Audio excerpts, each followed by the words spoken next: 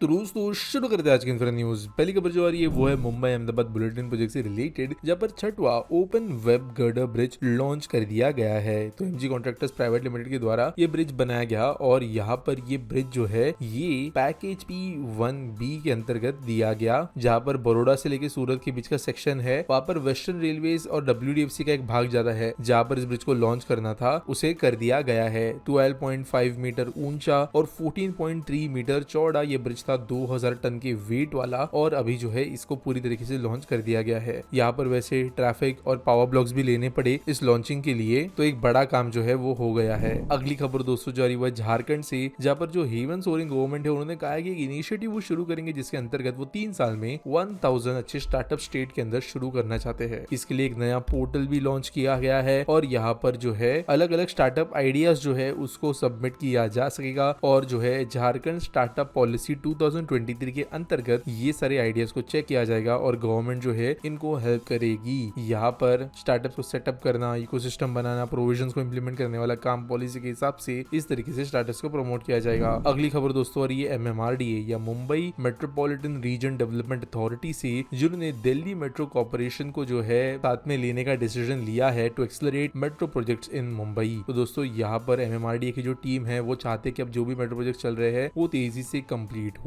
और at least 50 kilometre of additional metro systems जो है वो हर साल मुंबई के लोगों को मिले। साल 2026 से ये डायरेक्टिव दिया गया है स्टेट के चीफ मिनिस्टर के द्वारा। इसी को देखते हुए इन्होंने जो है काम शुरू किया है। MMRDA जो है फिलहाल एक प्रोसेस में है जहां पर वो कई सारे कॉन्ट्रैक्ट्स को टर्मिनेट कर रही है, कुछ कॉन्ट्रैक्ट्स को रिन्यू कर रही है। कंसल्टेंट्स जो इन्वॉल्व है प्रोजेक्ट के अंदर इनसे बातचीत चल रही है और इसी के अंतर्गत जो है DMRC को भी इन्वॉल्व किया गया है। मेनली जो है metro line 2B, metro line 4, metro line 5, metro line 9 ये सब बिहाइंड शेड्यूल चल रही है, इनको अभी जो है एक्सेलरेट किया जाएगा। अगली खबर दोस्तों जारी हुआ चेन्नई से, जब पर Chennai metro rail phase 2 project के अंतर्गत टी नगर के अंदर टनल बोरिंग मशीन पेलिकन जो है वो रिट्रीव कर दी गई है या फिर कहे तो ब्रेक थ्रू हो गया है। तो दोस्तों यहाँ पर तकरीबन 1 साल से ये टनल बोरिंग मशीन टनलिंग करते जा रही थी मीनाक्षी कॉलेज के पास में। यहाँ पर फाइनली ब्रेक थ्रू अचीव हुआ है और ये ऑब्वियसली एक बड़ा अचीवमेंट है। अभी वैसे एक और मशीन है कोडम्बक्कम मेट्रो स्टेशन के पास में, जहाँ पर पीकॉक नाम की दूसरी मशीन जो है वो 150 मीटर्स दूर है पेलिकन से। तो यहाँ पर जो है विद इन फ्यू मंथ्स जो है हमें सेकंड मशीन के द्वारा भी टनल ब्रेक थ्रू नजर आएगा। अगली खबर दोस्तों आ रही है वो है बेंगलुरु से, जहाँ पर KIA के द्वारा मास्टर प्लान अपडेट देखा गया है। तो दोस्तों यहाँ पर $2 बिलियन का एक्सपांशन नजर आ रहा है, जहाँ पर बेंगलुरु इंटरनेशनल एयरपोर्ट के बोर्ड ने इसे अप्रूव किया है और यहाँ पर एम ये रखा गया है कि आने वाले समय में 100 मिलियन पैसेंजर्स पर एनम और 1.5 मिलियन टन ऑफ कार्गो ये हैंडल कर सके, इस हिसाब से एयरपोर्ट को बनाया जाए। Short term long term capacity दोनों पे काम किया जाएगा। सेकंड फेज एक्सपांशन, टर्मिनल 1 का रिफर्बिशमेंट, इन चीजों किया जाएगा। पार्किंग स्पेस का रिजर्वेशन, टर्मिनल 3 का कंस्ट्रक्शन और वेस्टर्न क्रॉस टैक्सीवेज बनाने का भी काम इसमें इंक्लूडेड होगा। इसके अलावा अभी 140 एयरक्राफ्ट स्टैंड्स अवेलेबल है एयरपोर्ट पे, इनको बढ़ाकर 230 किया जाएगा और टर्मिनल 3 जो है इसके वजह से धीरे धीरे टर्मिनल्स पे से लोड भी शिफ्ट होगा और 5 से 7 साल के टाइमलाइन में जो है शॉर्ट टर्म कामों को अंजाम दिया जाएगा।